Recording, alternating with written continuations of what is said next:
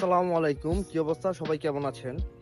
আজকে থেকে আমি আমার বডি রিকম্পোজিশন জার্নিটা স্টার্ট করতে যাচ্ছি।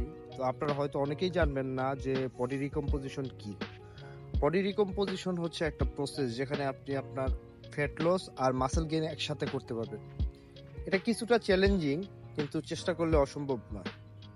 আর আমি আমার টোটাল এক্সপিরিয়েন্সটা আপনাদের মাঝে তুলে ধরবো যেন আপনারা ইন্সপায়ার্ড হন এবং আমার থেকে অনেক কিছু শিখতে পারেন। এই হচ্ছে আমার বর্তমানের বডি কন্ডিশন, যা অলরেডি 18 to 20% ফ্যাটের মতো আছে। আমার টার্গেট হচ্ছে 15%-এ নিয়ে আসা। বডি রিকম্পোজিশনের মেইন চ্যালেঞ্জিং বিষয়টাই হলো ডায়েট। কারণ আমরা যেহেতু ফ্যাট বার্ন করব, পাশাপাশি মাসেলও বিল্ড করব, সেজন্য আমাদের যে মেইনটেনেন্স ক্যালোরি আছে সেটা থেকে অলমোস্ট 200 থেকে 250 ক্যালোরির মতো আমাদের ডিফিসিট যেতে হবে। আর আমাদের প্রোটিন ইনটেকও খুবই স্ট্রংলি অবজার্ভ করতে হবে।